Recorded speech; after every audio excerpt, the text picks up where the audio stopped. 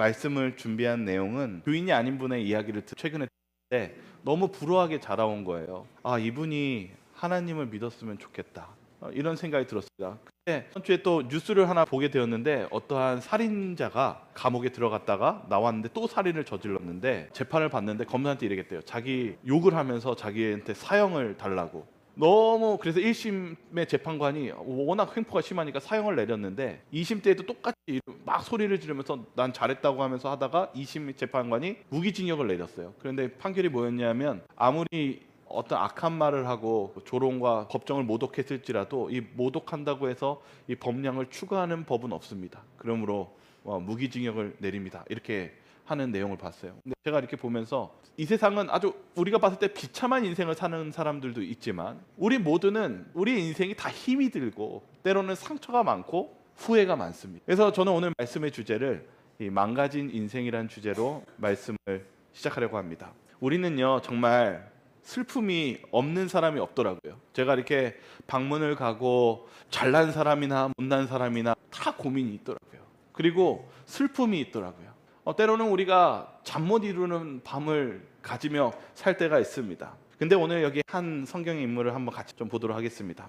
야곱입니다. 야곱이 형한테 사기를 쳐서 장자권을 얻으려 하다가 인생이 완전 꼬여버렸죠.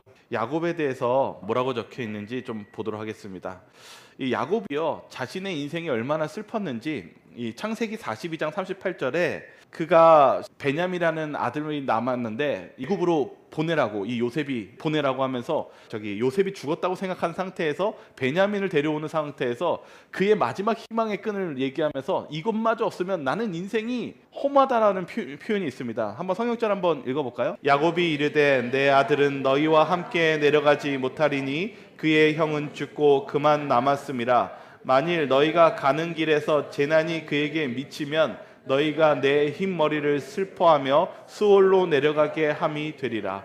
네, 수월은 무덤이라고 생각하시면 됩니다. 죽은 아들도 슬픈데 얘마저 데려가면 난 정말 죽는다. 여기 뭐라고 적혀 있냐면요, 야곱은 범죄하고 심한 괴로움을 당하였다. 다투기를 좋아하고 갈라진 가족에게서 기쁨이라고는 거의 찾지 못하였다. 야곱의 어떤 인생이었습니까? 쓰디쓴 인생이었어요. 여러분 우리 살면서 참 힘들 때 많이 있지 않습니까? 이 야곱도 이 삶이 힘들었습니다. 기쁨이라고는 거의 찾지 못했다. 얼마나 야곱이 인생이 힘들었습니까? 아내도 죽고요, 사랑하는 아내도 죽고요, 어머니도 실은 속이고 나서 임종도 못 지키고 함께 살아보지도 못하고 그 어머니 여인 거예요. 사랑하는 어머니도요. 그리고 무엇했어요? 자녀가 정말 살인을 저지르고요. 그리고 요셉이 죽었다고 했기 때문에 한동안 그 충격에서 가지고 있었고요. 그리고 사랑하는 딸이 수치를 당하고요. 인생이 얼마나 비참합니까? 근데 우리가 희망을 가져야 되는 것은 이 계시록 21장 4절에 하나님께서 우리에게 약속을 하신 게 있습니다. 우리가 하나님을 잘 믿으면 어떻게 해주시겠다고 기록되어 있는지 같이 한번 읽어볼까요? 모든 눈물을 그 눈에서 닦아주시니 다시는 사망이 없고 애통하는 것이나 곡하는 것이나 아픈 것이 다시 있지 아니하리니 처음 것들이 다 지나갔음이더라. 제 개인적으로 제가 하나님을 믿는, 예수님을 믿는 가장 제가 좋아하는 이유 중에 하나는 모든 눈물을 그 눈에서 닦아주시겠다라는, 전 그 약속이 너무 감사합니다. 때로는 제 마음속에도 또 슬픔이 아니면 고난이 올 때가 있습니다. 여러분들도 그런 고난이 있으시죠? 우리가 인생을 살면 살수록, 시간이 지나면 지날수록 깨끗해지는 것이 아니라 마치 흰 종이가 더럽혀지듯이, 그리고 구겨지듯이 우리의 인생은 가만히 있으면 슬픔과 고난과 깊은 번뇌로 우리의 삶을 살아갑니다. 그런데 하나님이 뭘 약속하셨냐면 어떤 눈물이 아니라 모든 눈물을 그 눈에서 닦아주시겠다고 약속하셨습니다. 여기 스테파노비치의 요한계시록 주석을 보면은 하나님의 지속적인 임재는 하나님의 백성의 삶이 어떤 것인지 말해줍니다. 하나님이 함께 하시니까 그곳엔 뭐가 없어요? 모든 슬픔이 없다라는 거예요. 눈물을 닦아주신다고요. 예수님이 이 땅에 오셔서 이 일을 하셨습니다. 누군가 병들었을 때, 그리고 장사 지낼 때, 슬픔에 쌓여 있을 때 예수님은 기쁨으로 바꿔주셨습니다. 우리가 그런 주님을 믿을 만한 가치가 있지 않겠습니까? 로마서 10장 10절은요 그래서 우리들에게 이렇게 이야기하고 있습니다. 사람이 마음으로 믿어 의에 이르고 입으로 시인하여 구원에 이르느니라. 네, 뭐라고 우리가 무엇해야 된다고 얘기하고 있습니까? 우리가 진정으로 눈물을 닦고 그 모든 슬픔을 잊기 위해서 뭐라고 요청합니까? 사람이 마음으로 믿어야 한다고 얘기합니다. 입으로 주님을 시인하여 구원에 이를 수 있다라고 이야기하고 있습니다. 이런 결심 한번 해보시지 않겠습니까? 여기 옥스퍼드 원어 사전에 뭐라고 얘기했냐면 이 로마서 10장 10절을 이렇게 쉽게 표현해 줬습니다. 하나님의 의를 이루신 예수님을 믿는 것이라고 얘기했고, 두 번째는 자신의 믿음, 내가 예수님을 믿는다라는 것을 고백하는 것, 이것이 예수님을 믿는 것이라고 얘기하고 있습니다. 오늘 저희의 결심에 예수님께서 여러분의 죄를 위해 십자가에 달려 돌아가신 것을 믿으시고, 그리고 나의 죄 때문에, 그리고 내가 그런 그 예수님을 통해서 구원을 받겠다라는 그 믿음을 표현하시겠습니까? 우리는 그런 결심이 필요합니다. 우리가 우리의 슬픔을 회복시키기 위해서는 우리가 이런 믿음의 결심이 있어야 된다는 사실입니다. 엘리야가요, 너무 힘들어서 하나님, 저는 인생이 너무 힘들어요, 죽여주세요 라고 기도했었을 때 시대의 소망 301페이지에는 이렇게 얘기하고 있습니다. 엘리야는 이제는 죽었으면 좋겠다고 기도하였을 때에 자기가 무엇을 행하고 있는지 알지 못하였다. 여러분, 가만히 있으면 절망적이고 슬픈 생각밖에 안 듭니다. 근데 엘리야가 기도했어요. 하나님, 전 그냥 이대로 살다가 이 땅에서 멸망당하겠습니다. 아니면 죽여주십시오 라고 얘기하니까 이렇게 얘기합니다. 주님께서는 긍휼이 많으사 엘리야의 말대로 하지 않으셨다. 아직도 엘리야가 해야 할 큰 일이 있었다. 그 일이 성취된 후 그는 광야에서 실망과 고독 속에서 죽을 것이 아니었다. 그는 죽음의 티끌 속에 묻힐 것이 아니라 하늘 병거들의 호의 속에 하늘의 보좌로 영광 중에 승천할 것이었다. 여러분, 하나님을 믿으면 슬픔이 기쁨으로 바뀝니까? 절망이 희망으로 바뀝니까? 우리가 하나님을 믿음으로 이 절망적인 이 세상에서 희망으로 바꾸시는 그 주님의 역사하심을 체험하시기 바라겠습니다. 창세기 31장 12절에 야곱이, 아까도 얘기했지만 야곱이 인생이 정말 눈물 나는 힘든 인생이었습니다. 근데 그가 하나님을 믿기로 결심하고 나서 한창 뒤에 삼촌한테 사기를 당하고 어려움을 당하는 때였어요. 억울하고 재산도 빼앗기는, 어떻게 보면 노예 같은 10년을 살았습니다. 그런데 그때 하나님이 야곱에게 이렇게 말씀하십니다. 한번 볼까요? 라반이 내게 행한 모든 것을 보았노라. 하나님이요, 뭐 어떻게 표현하냐면요, 그냥 본 게 아니라 모든 것을 보았다. 근데 여기 중요한 게 하나 더 있습니다. 뭐라고 하냐면 그 다음 절에 한번 같이 한번 읽어볼까요? 나는 베델의 하나님이라. 내가 거기서 기둥에 기름을 붓고 거기서 내게 서원하였으니 지금 일어나 이곳을 떠나서 내 출생지로 돌아가라 하셨느니라. 아주 중요한 것은 내가 너 잘 지켜보고 있다 보다 그 다음이 중요합니다. 왜 하나님께서 이 야곱을 슬픔 속에 있었을 때 내가 모든 거 지켜보고 있다라고 말씀하셨을까요? 13절에 뭐라고 얘기했냐면 나는 베델의 하나님이다 라고 얘기했어요. 베델이 무엇한 곳이었습니까? 도망가고 있었을 때 하나님의 보좌와 천사들이 사닥다를 통해서 오르락내리락 하는 것을 절망 가운데 있었을 때, 희망이 없다고 생각했을 때, 내가 구원받을 수 없다고 생각했었을 때 하나님의 임재를 본 곳이 베델입니다. 창세기 28장 15절에 내가 너와 함께 있어 내가 어디로 가든지 너를 지키며 너를 이끌어 이 땅으로 돌아오게 할지라. 내가 내게 허락한 것을 다 이루기까지 너를 떠나지 아니하리라 하신지라. 뭐 할 때요? 뭐 할 때 하나님이 너를 모든 것을 지켜보고 있었다라고 얘기하십니까? 나는 베델의 하나님이라. 내가 거기서 기둥에 기름을 붓고 거기서 내게 서원하였으니, 내가 기둥을 세워서 내가 이제부터 하나님을 믿겠습니다, 제가 하나님을 의지하며 살겠습니다고 했었을 때 나는 그 베델의 하나님이기 때문에 너를 지켜보고 있고 너를 돌보고 있다라고 말씀하신다는 사실입니다. 여러분, 하나님께서 우리를 슬픔을 기쁨으로 우리를 회복시켜 주시는 것은 우리가 무엇할 때입니까? 내가 하나님을 믿기로 결심할 때입니다. 우리가 그래야 되지 않겠습니까?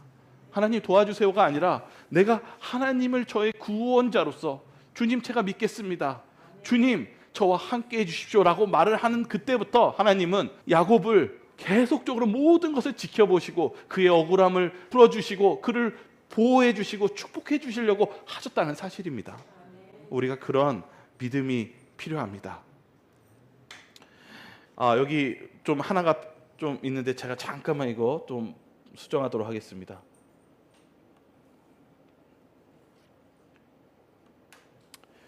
여기 출애굽했던 이 당시에 이 신명기서에는 뭐라고 적혀 있냐면요. 하나님께서 명령과 규례와 법도를 지키라고 말씀하십니다.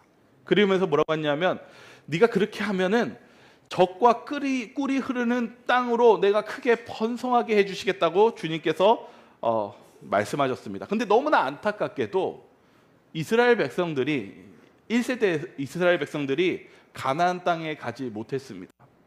왜 가지 못했습니까? 그들이 하나님이 구원에 마련해 주신 것을 믿지 않았기 때문이었고 순종하지 않았기 때문입니다. 그래서 여기 이 말씀에 뭐가 있냐면 이 광야에서 40년 동안 그들이 왜 하나님께서 그 베풀어 주신 은혜를 받지 못했느냐에 대해서 바로 이 계명에 대해서 얘기하고 있습니다. 하나님은요 우리를 이끄시기 원하십니다. 그리고 우리를 축복해 주시기 원하십니다. 그 축복을 위해서 우리가 하나님의 마련하신 그 구원의 길을 믿고 따라가시는 그 결심이 함께 이루어지시기를 바라겠습니다. 저는 이 야곱의 모습 속에서 저희가 배워야 되는 아주 교훈이 있다고 생각합니다. 야곱이 이제 거의 노년에 죽기 전에 이 부조와 선지자는 이렇게 얘기하고 있습니다. 뭐라고 얘기하냐면 과거의 불행한 세월에 대한 불평도 없었다. 그 시련과 슬픔도 이미 그를 해하는 것들이라고 생각하지 않았다. 그의 인생의 행로를 통하여 그와 함께 계셨던 하나님의 은혜와 자애만이 기억에 떠올랐다. 놀라운 변화 아닙니까? 야곱이 슬픔이 많았던 사건들이 있었지만 그가 노년이 되었을 때 뭘 느꼈어요? 불평이 없었대요. 그리고 오히려 뭐였대요? 이 모든 과정이 자신을 이끄시는 행로라고 생각했고 그리고 무엇만 기억했냐면 하나님의 은혜와 자애만이 기억에 떠올랐대요. 여러분 하나님께서요 하나님을 믿기로 결심하면 여러분의 슬픔을 이 사는 세상 속에서도 기쁨으로 바꿔주시며 그리고 궁극적으로는 야곱이 가장 소망하면서 죽었던 건 뭐냐면 자신의 일찍 죽었던 라헬을 만나는 것이었습니다. 하나님이요 우리의 모든 슬픔을 분명히 기쁨으로 바꿔주실 것입니다. 그 믿음을 가지고 나아가시지 않겠습니까? 여기 이사야서 53장 4절에 이렇게 적혀 있습니다. 왜 우리가 예수님을 바라봐야 할까요? 우리 같이 한번 성경책 읽어볼까요? 그는 같이 읽겠습니다. 시작. 그는 실로 우리의 질고를 지고 우리의 슬픔을 당하였거늘 우리는 생각하기를 그는 징벌을 받아 하나님께 맞으며 고난을 당한다 하였노라. 예수님이 무엇했다고 얘기하고 있냐면 십자가에서 그분은 진짜로 무엇을 지었냐면 우리의 질고를 지셨대요. 하나님께서 여러분의 그 실수 그리고 여러분의 아픔 이것을 짊어지시고 그 슬픔을 당하셨다고 얘기하고 있습니다. 여기 이 부분은 이렇게 적혀 있습니다. 모든 고통은 고통당하는 본인이나 그의 부모의 어떤 잘못에 대한 형벌이라고 생각되어졌다. 모든 고통은 하나님의 율법에 대한 범법에서 초래되는 것이 사실이지만 이 진리는 곡해되어 왔었다. 사단은 사람들로 하여금 질병과 죽음의 죄 때문에 당하는 독단적인 형벌로서 하나님에게서 오는 것으로 생각하게 하였다. 제가 이 부분을 좀 어렵게 좀 느껴지시겠지만 좀 풀면 어떤 내용이냐면요. 많은 사람들이요. 내가 힘들고 고통당하는 것을 뭐라고 생각하냐면 하나님이 나에게 벌을 내리신다고 생각하는 거예요. 내 죄 때문에. 여러분 이게 실은 이때 당시에 유대인들이나 이 성경을 가르치는 사람들이 했던 말입니다. 욥기에서 보면 욥도 친구들이 뭐라고 얘기하냐면 네가 잘못한 게 있으니까 그렇게 벌을 내리시지라고 얘기합니다. 근데 한번 더 읽어보겠습니다. 하나님께서는 이런 잘못된 생각을 예방하시기 위해 계획된 한 교훈을 일찍이 주셨었다. 욥의 역사는 고통은 사단에 의해 가해진 것이며 자비의 목적을 위해 하나님에 의해 역이용되었음을 보여주었다. 그러나 이스라엘은 그 교훈을 깨닫지 못하였다. 제자들은 누가 죄를 지었느냐 혹은 안 지었느냐에 대하여 논의할 것이 아니라 소경의 눈을 밝게 하시는 가운데 나타난 하나님의 능력과 은혜를 깨닫도록 요청을 받았다. 바리새인들도 병이 나은 사실에 놀라지 않을 수 없었다. 그렇지만 그들은 전에 없이 증오심에 가득 차게 되었는데 그 이유는 그 이적이 안식일에 행해졌기 때문이었다. 여러분, 무슨 문제를 지금 얘기하고 있는 거냐면요, 이 소경을 고쳐주는데 바리새인들과 유대인들이 기뻐했다고요? 안 기뻐하고 무엇에 대해서 하고 있었어요? 아니, 안식일날 뭐 하고 있는 거야? 왜냐하면 성경 외적인 바로 그 유대인이 만드는 책에는 안식일날 이것도 하면 안 된다고 했거든요. 그런데 성경은 그렇게 적혀 있지 않습니다. 그들의 마음속엔 뭐가 없어요? 예수님이 우리를 고쳐주시고 우리를 변화시켜 주시는 그 놀라움과 사랑은 하나도 없습니다. 예수님이 안타까워하시는 게 무엇입니까? 이 소경이 예수님을 만났다라는 것에 대해서 모르고 산다는 것이 안타까웠습니다. 제가 오늘 이제 마지막에 이걸 좀 정리해서 말씀드리겠습니다. 마태복음 11장 29절에 예수님이 우리에게 뭐라고 말씀하시는지 한번 읽어볼까요? 나는, 같이 읽겠습니다. 시작. 나는 마음이 온유하고 겸손하니 나의 멍에를 메고 내게 배우라. 그리하면 너희 마음이 쉼을 얻으리니. 예수님이 뭐라고 얘기하냐면 나는 마음이 온유하다라고 얘기하십니다. 이 온유하다는 뜻이 뭐냐면 부드럽다, 온화하다라는 뜻입니다. 예수님이 어떤 분이시냐면 부드러우신 분이래요. 온화한 분이래요. 이 부분을 좀 더 산상수훈을 통해서 좀 자세히 보겠습니다. 예수님이 온유한 자는 복이 있다 이라고 말씀하신 것은 우리가 만날 수밖에 없는 어려움들은 그리스도 안에 숨은 온유함으로 말미암아 많이 면할 수 있다. 만일 우리가 우리 주위에 겸비를 가졌다면 날마다 겪는 냉담과 거절과 괴로움을 극복할 것이며 이런 것이 심령의 우울함, 음울함을 끼치지 못할 것이다. 뭐라고 얘기했냐면 우리가 예수님의 온유함을 안다면 우리가 이 세상에 냉담하고 차갑고 거절당한 이런 것을 견딜 수 있을 거래요. 여러분, 우리가 살아가는 인생 속에서 무엇으로 살아가는 것 같습니까? 실은 우리가 정말 우리 삶 속에 자꾸 어떤 생각이 많이 있냐면 돈이 좀 요 정도만 더 있었으면, 경제적인 것과 아니면 내가 좀 더 여기 이렇게 해서 좀 잘했으면, 우리의 마음속에는 뭔가 이것이 나를 행복하게 해주고 그런 부분들이 우리의 생각에 가득할 때가 있습니다. 그런데 실제로는 우리가 이 세상을 견디고 나갈 수 있는 것은 바로 사랑입니다. 근데 예수님이 뭐라고 했냐면 나는 마음이 온유하고 겸손하니 나의 멍에를 베고 내게 배우라. 그리하면 무엇을 얻는다고 얘기했습니까? 쉼이요. 여러분, 이 예수님과 개인적인 관계를 맺으시기 바라겠습니다. 예수님은 마음이 온유하신 분이십니다. 그분의 온유함을 통해서 우리가 무엇을 얻을 수 있냐면 마음의 냉담과 거절림 가득한 세상에서 우리는 극복할 수 있고, 그리고 그 심령이 우물함을 끼치지 못할 것이라고 얘기하고 있습니다. 여기 시대의 소망 254페이지를 읽겠습니다. 그의 부드러운 동정은 지치고 상한 마음을 들 위해 치유하는 접촉이 되어 임하였다. 성난 원수들의 소요 속에서도 그는 화평의 분위기에 쌓여 있었다. 그의 용모의 아름다움, 그의 품성의 온유하심, 그 중에서도 특히 표정과 음성 속에 표현된 사랑이 불신으로 마음이 무뎌지지 않는 모든 사람들을 그에게로 이끌었다. 모든 외모의 말 가운데 비친 친절하고 동정 깊은 정신이 아니었다면 예수께서 그 회중을 이끌지 못하셨을 것이다. 예수께로 왔던 고통받은 자들은 그분께서 충실하고 친절한 친구가 되셔서 당신의 관심을 그들의 관심에 연결시키셨음을 느꼈다. 여기 뭐라고 얘기하고 있냐면 예수님이 온유함을 나오는데 뭐라고 했냐면 예수님이 죄 많은 사람들, 그리고 많은 사람들에게 뭐라고 했냐면 화를 내시는 것이 아니라 그의 아름다운 용모와 품성과 온유하심과, 여기 뭐라고 하냐면 특히 표정과 음성 속에 표현된 사랑이 불신으로 마음이 무뎌지지 않는 모든 사람들에게 변화를 이끌었다고 합니다. 예수님은 어떻게 다가오셨어요? 부드럽고 표정은 어떻게 하셨어요? 평안한 그리고 기쁨의 표정으로 사랑스러운 말씀으로 그들의 마음을 녹이시고 그들의 마음을 이끌었다고 얘기하고 있습니다.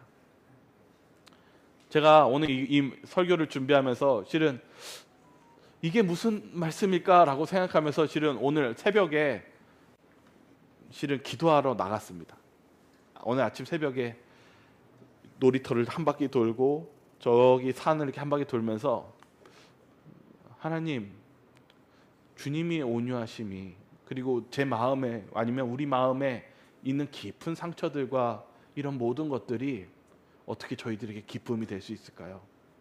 제가 이렇게 걷고 있는데 오늘 이 말씀이 떠오르는 거예요. 예수님은요, 우리가 죄인이고 우리가 상처 입고 그리고 우리 안에 깊은 어려움과 고난을 보시면서 무엇 하시냐면 온유하심으로 다가오십니다. 너 왜 그랬어? 너 그렇게 할 거야? 그렇게 말씀하시는 것이 아니라 우리를 사랑스러운 눈빛으로 우리에게 밝은 표정으로 우리에게 다가오시면서 따뜻한 말로 내가 너를 사랑한다라고 말씀하시고 내가 너를 용서한다고 말씀하시고 내가 너의 슬픔을 닦아주겠다고 말씀하십니다. 그리고 예수님이 하시는 것이 무엇이냐면 우리의 질고를 지고 십자가로 가시겠다고 말씀하십니다. 제가 오늘 아침에 그 말씀 속에서 깨달으면서 예수님의 그 사랑에 대해서 깊이 회개했습니다.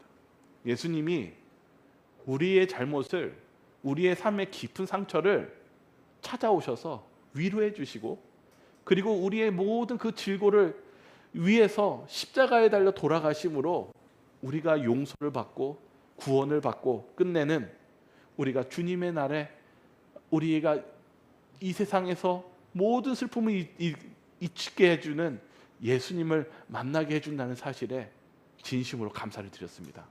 실은 저와 여러분들이 올 새해에 예수님을 구주로 믿으시고 그리고 그런 좋으신 예수님을 통해서 여러분의 눈물과 아픈 상처들이 치유되시는 그런 시작이 되시기를 바라겠습니다. 저희 찬미가 하나 부르고 기도하고 마치겠습니다. 실은 오늘 설교가 요 가사와 찬미가와 연관이 되는 것 같아서 우리 찬미가 한번 같이 부르도록 하겠습니다. 찬미가 539장 같이 부르고 나서 기도하고 마치도록 하겠습니다.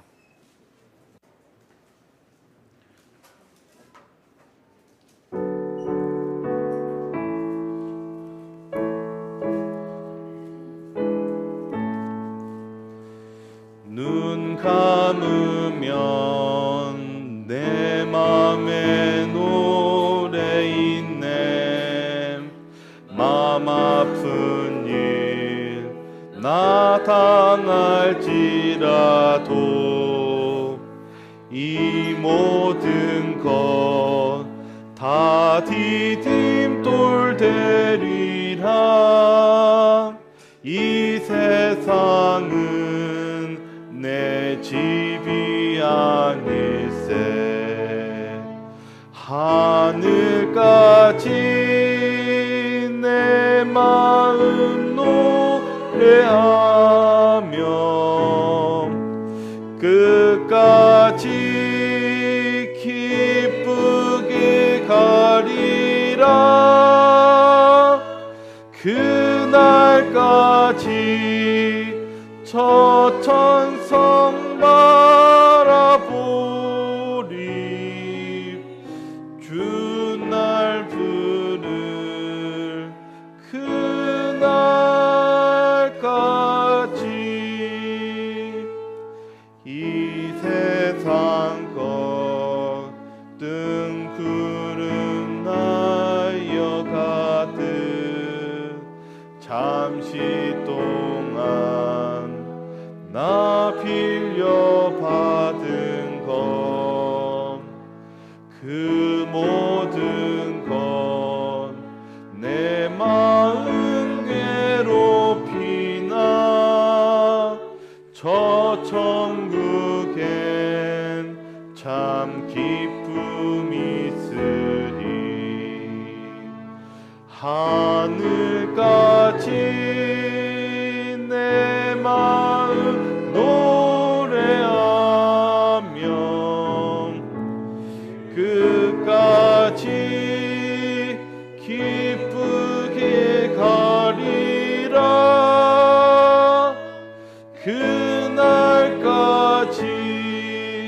저 천성 바라보니 주 날 부를 그날까지.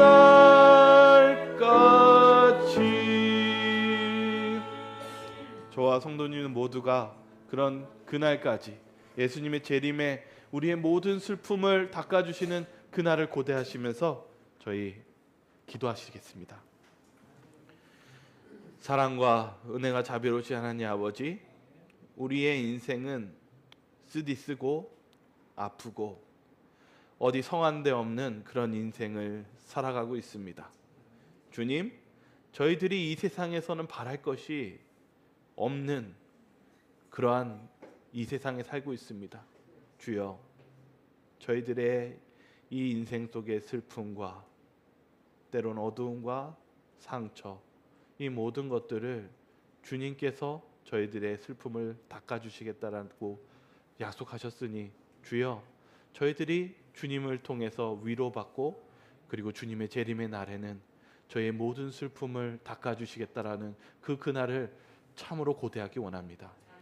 주여, 저희 오늘 이 안식일이 주님을 믿는 이 베델에서 야곱이 돌을 세우며 제가 오늘부터 주님을 섬기겠습니다 라고 고백한 시작처럼 저희 모두가 그 고백이 이루어지는 오늘이 되게 도와주시옵소서. 저희의 마음에 역사하여 주시고 저희의 마음을 위로해 주시는, 저희를 위해 십자가에 달려 돌아가신 예수 그리스도의 이름으로 간절히 기도드리옵나이다.